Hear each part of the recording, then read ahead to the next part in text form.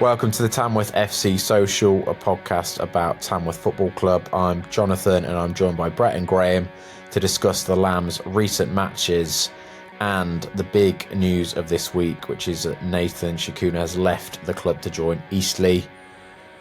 Graham, I think we all sort of saw the news at about the same time, didn't we? And I think while it took me by surprise, I'm kind of not shocked at the same time. I can understand why he would want a move like this and why Eastleigh would want a player like him. Yeah, I mean, I'm not surprised someone's come in for him. He's had a terrific couple of seasons for us. And I suppose the most recent games played a really big part in that. I kind of joked to you guys that it almost felt like, because it came out of the blue so much, I don't think anyone expected that, especially on a Monday as well, Monday evening. It almost felt like Eastleigh have probably been watching us the last couple of games for their upcoming game, for the game we've got with them, at the end of March. And they've gone, we fancy a bit of that. So, yeah, it's obviously surprising, but at the same time, I think we're going to probably see more of this. Clubs coming in on players potentially that I guess Tshikuna was in a position whereby it benefited him going full time.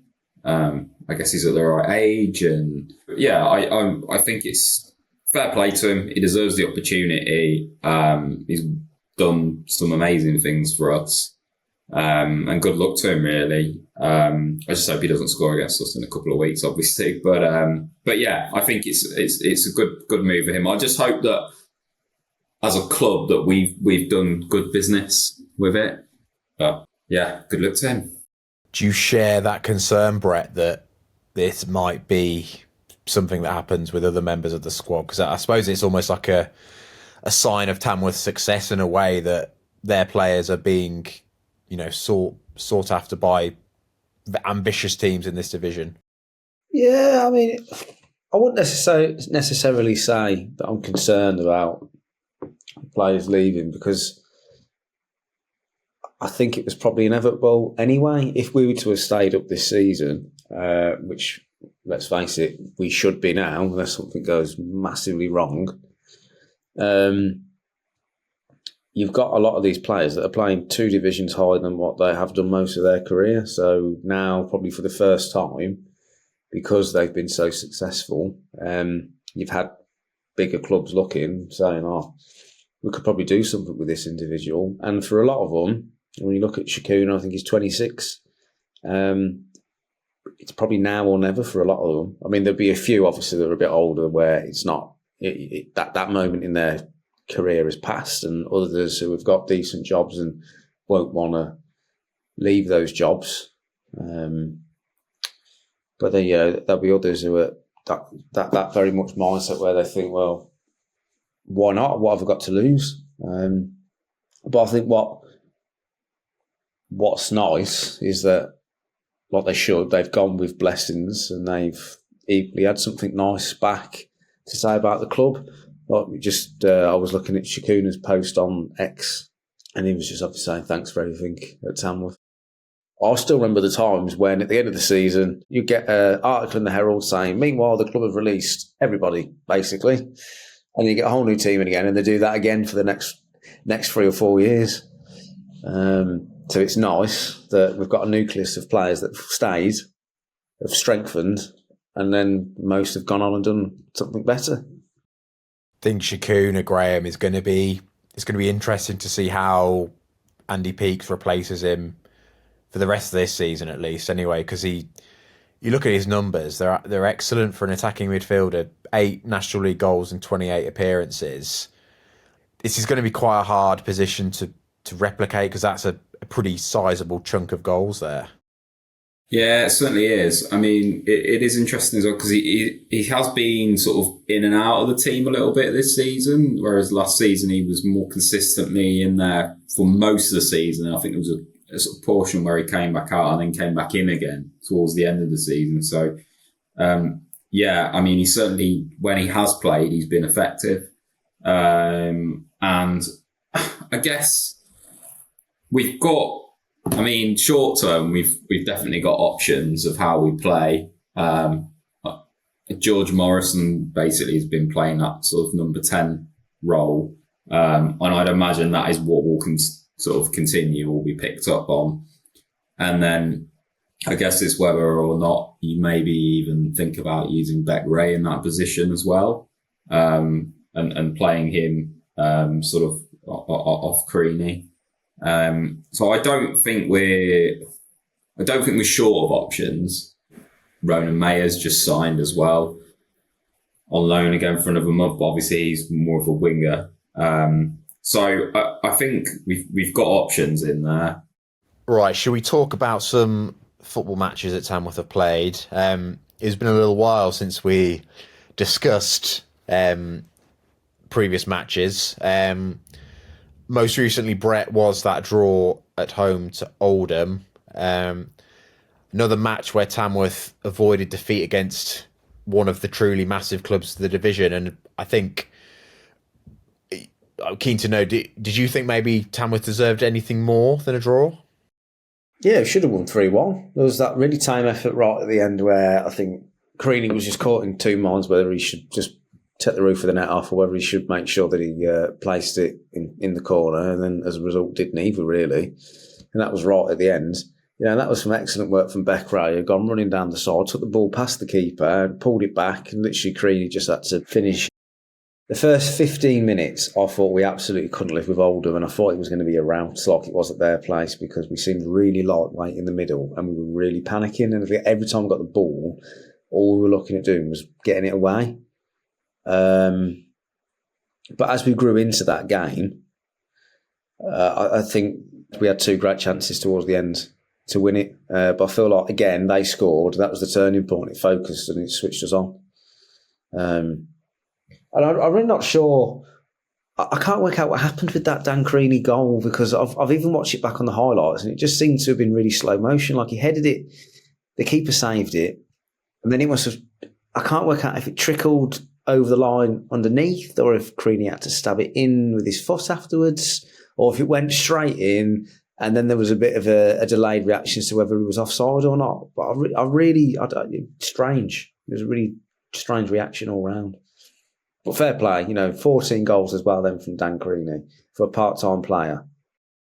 He's rapidly putting himself into Tamworth folklore, isn't he, Graham? Dan Creaney, like, considering the trajectory he's had in his career, like he's pretty much every division he's got used to it very quickly and continued scoring.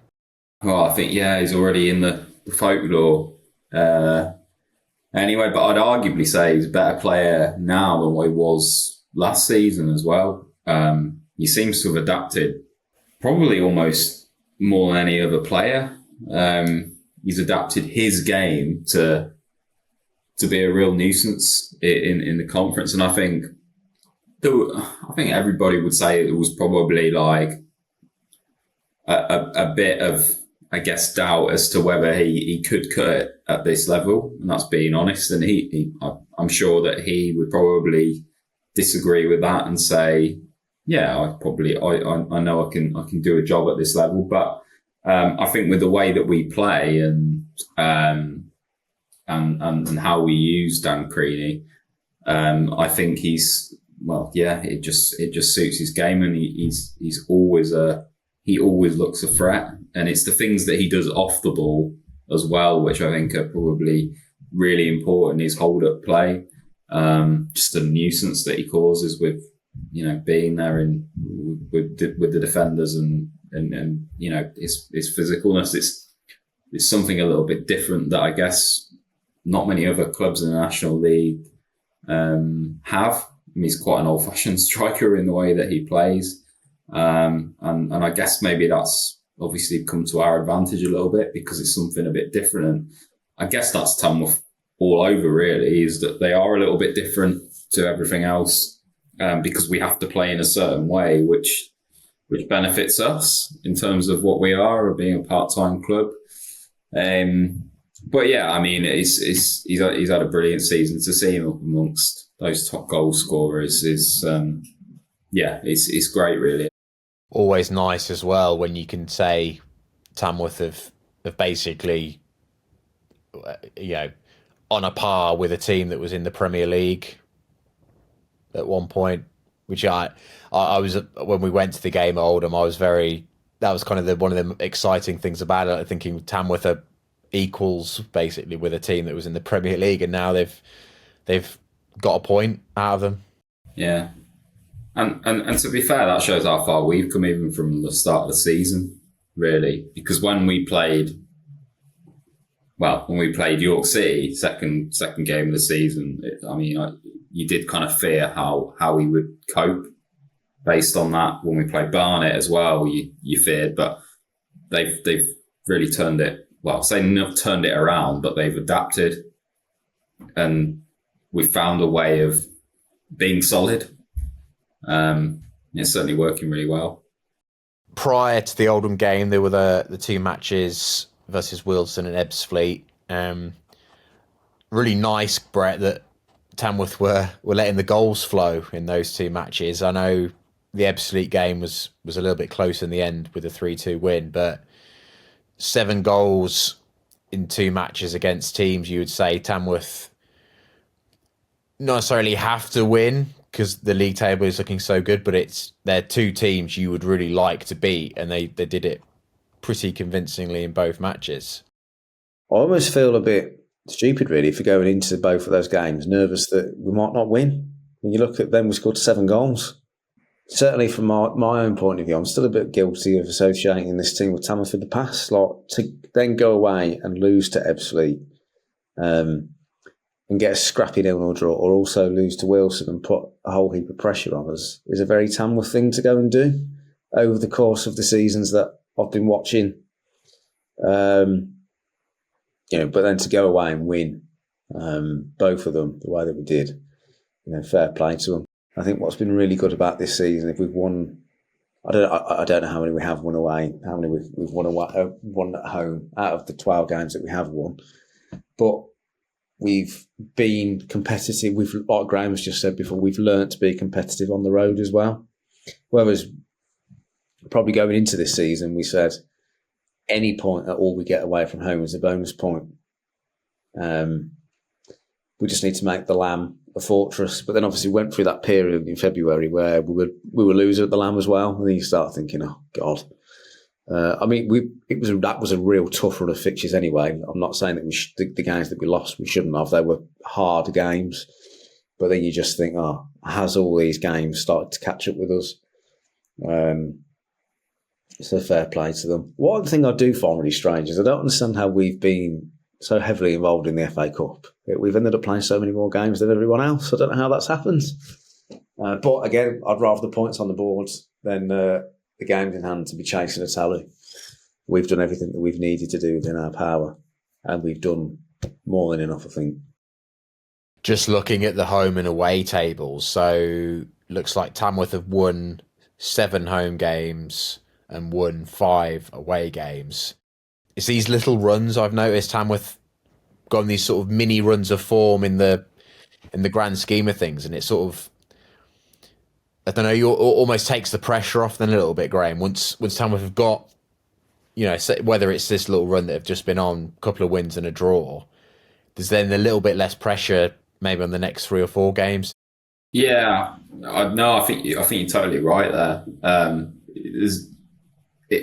There's always been that little bit of momentum that keeps us going, and we might lose one, but then immediately we'll go back and we'll win the next one, or we'll draw the next one, or there's not. I mean, I can't remember the last time we've had consecutive losses going back in the season. There was a bit earlier on in the season, but it has been like if we lose one, we will draw the next one, or we'll get a positive result or something to make sure that we kind of stop that. And even though, we drawed a lot of those games recently, I mean, we played well in those games and we were still picking up points. And I think we could have had probably another 6 points out of those games, and look where that would have put us now. So I can think of a few of those games where we certainly probably could have won. I mean, Halifax one is the one that probably stands out the most. So that's probably the best we've played all season, or at least the first half of that game was. So arguably, it's there's even more points that we could have got on the board. But I think the 2 games against Ebbsfleet and Wealdstone, for me, they were must-win games, really. I said to you guys, if we win those 2 games, in my head, that pretty much makes us safe. We're probably not at like that points target that would say that we're basically safe, but they're important games to win, to be beating the teams below you. I mean, particularly Ebbsfleet. But then Wealdstone was even more important because they've hit a really good run of form since their new manager's come in. And they've got some good players in there. And Ebbsfleet, to be honest, had a better run of form recently. They drew with like Forest Green and stuff. So I think we did well to get 6 points out of those games and score the goals that we did. I think Ebbsfleet could have been a real banana skin. To be honest, it was probably the one that you worry about the most. And then once we'd won the Ebbsfleet game, I thought, I think we'll follow it up with the win at home. Then it kind of gave us that momentum and platform.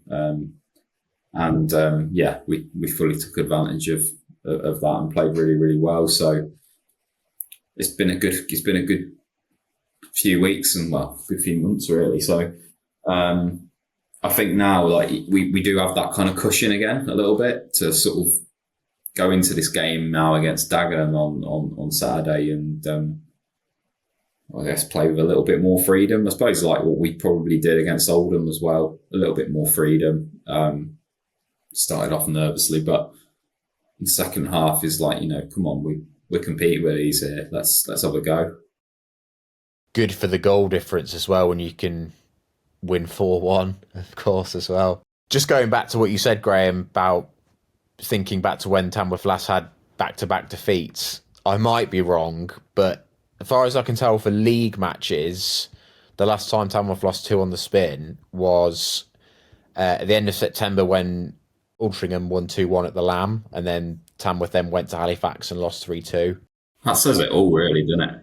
That says it all. Even those were off the back of those two away wins at Braintree and Fylde, so it sort of proves what we were saying. Like you have these big moments, and then you sort of put yourself in credit a little bit.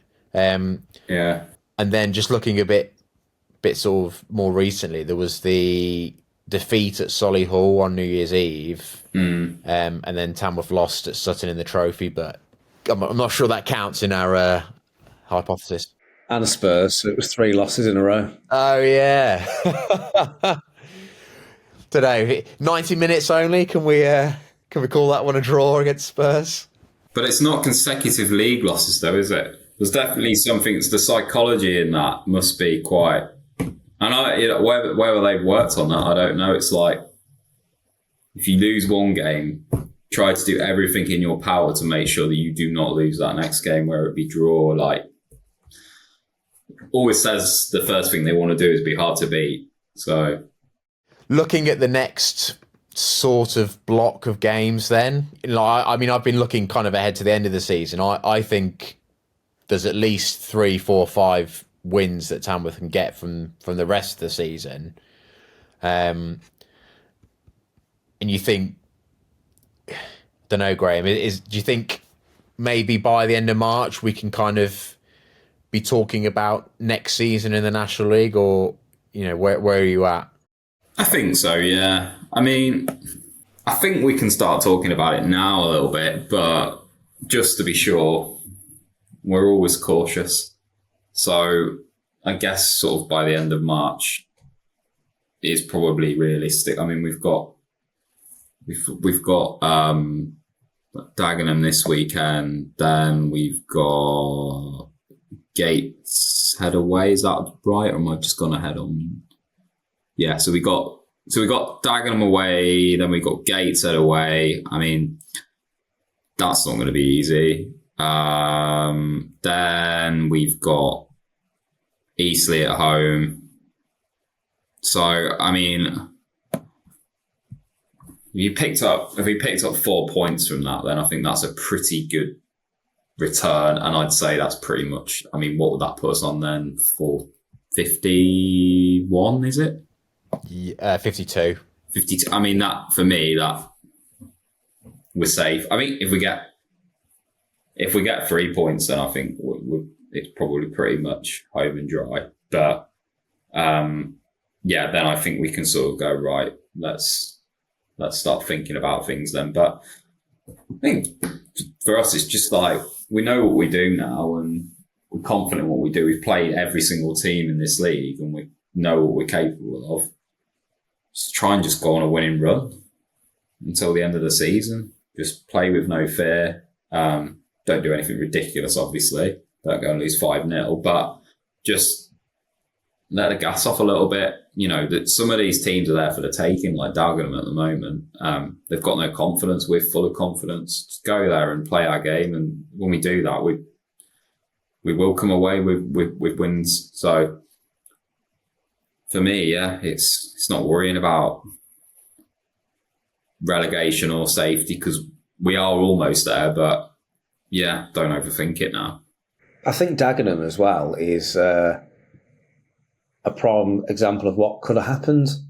They had a great FA Cup run, also on the TV in the third round. Their season's basically stopped there, and now they're in real danger of going down. And I actually think that looking at their form, if they don't improve pretty quickly, that they will get sucked in and end up in the bottom four because Aldershot have got goals in them. I think Wealdstone, while we've obviously took 6 points off them, they have won games.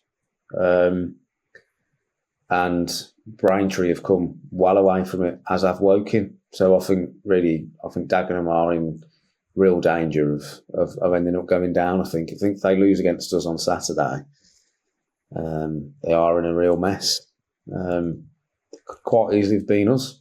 Fair play again to Andy Peakes for keeping us level, keeping us focused and making sure that we're getting the results we need to. It is predictions time, and a reminder, in our mini league, it's 1 point for a correct result, 3 points for a correct scoreline. Lots and lots and lots to catch up on since our last look at the mini league. I won't go through it each and every game. All we need to know is that Brett won all of them and he's now top. Well, if only, Brett, if only. Couple of highlights. Graham, you got the score correct for the Halifax game. I correctly predicted 1-1 draws against Southend and Oldham.